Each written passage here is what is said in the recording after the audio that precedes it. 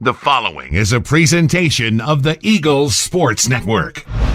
Carson-Newman baseball starts its season in 8 days, and Coach Tom Griffin has his favorite time of the year, the preseason coaches poll here, as the Eagles were picked 5th in that poll. I'm Michael Watchering here for the Eagles Sports Network. Coach, it might not be your favorite time in terms of the preseason poll, but it's got to be a good time because the season starts next week. How excited are you for this year's group with some new players on the roster and some solid returners as well? Well, obviously very excited for the best time of the year. Despite what our basketball and football coaches think, this is the best time of the year. We're very excited, obviously, with the group. It's our purpose. It's what we do every day. It's what we live for, obviously, as far as coaches when it comes to on the field.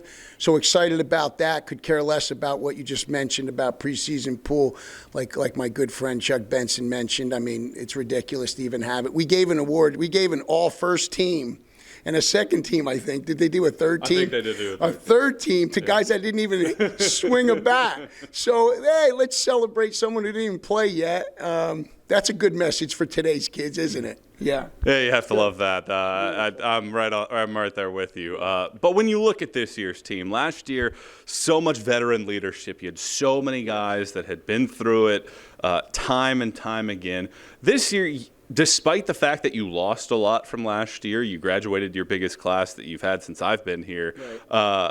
You still have a lot of pieces back to this year's puzzle, and you bring in a lot of new guys.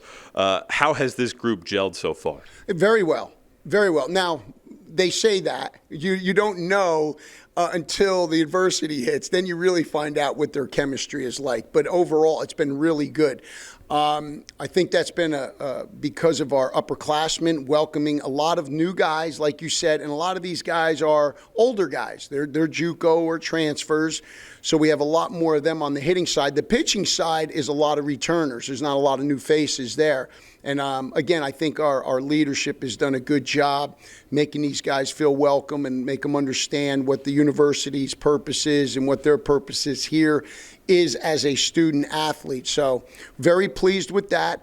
And even though you have veterans, I was talking to a young man yesterday, I said, experience. Even though you have experience, it's your first year as a junior. It's your first year as a senior. So even though you may be a 4-year player, it's the first time you've experienced being a senior. And there's new responsibilities that come with that. Your body has changed, your thinking has changed, and you got to learn how to adapt in that role. Even though you played for 3 years, you're still learning how to be a really good senior and what it takes to do that. That's something I heard a couple years ago, Coach Corbin at Vanderbilt talk about. And it helped me put things into perspective of, even though he's been here a while, he's still got to learn how to be a 4th-year player, a 3rd-year player. So that's something we've kind of reminded our guys about. Well, when you mention that, it brings me back to the guys that you lost last year. Micah Genter had been a solid player, and then took a huge leap forward. Hit 344 last season, took that leap forward. Gillian Daughtry did the same thing. Matt Bradley went from a very solid pitcher to one of the best in the entire region last season. How difficult is it to replace guys when they have that kind of leap going into that senior year? Very difficult. Very difficult, because you have a lot of new guys that you don't know what they've done on this level. They may have been good at their junior college, but this is, it's a new arena, new places, new arms. And so they've got to learn how to compete on this level right now. And so we remind them the slate is clean, and now it's a learning process, not only for us to learn them, but them to learn about what this league's about and how quality it is, and when they see what's going on here. But when you lose the Micah Genters like that, you lose the things on the field and off the field as a reminder. And all these guys coming in, whether it's a freshman or a transfer, there's a learning curve. Mm-hmm. There's a learning curve of being a student athlete here on this campus at this university, being a Christian university, what that is like. That is different than being at a state school or maybe a junior college. I think being in our program, we try to be different about what they have to do. There's a transition for that. A lot of guys don't like it, but it takes them time mentally and physically, I think, to be able to adapt to be comfortable. And I think whether you're a freshman or a 4th-year guy, there's a transition when you go to a new place, like a foster child. You got to learn the new family rules and, what does mom and dad expect from you, and what do your brothers and sisters expect from you, and that takes time to learn. Let's look at the returning group because Henry Jackson led the team in multi-hit games last season. Harrison Travis was one of the best players in the region the final 2 months of the year after a slow start for him. And then on the mound, Noah Pridmore took that nice step forward. Tyler Shaver's shown that he can do that in this league. How have you seen those guys kind of take that leadership role on? Fantastic. And again, I think what they've done more than anything is the slate is clean. Like it's an empty sheet. Now, what do we do with this group moving forward? I think from day one, they've really been focused about not only themselves getting better, but making sure they're paying attention to their teammates and holding them accountable. That is obviously what you want from your leaders.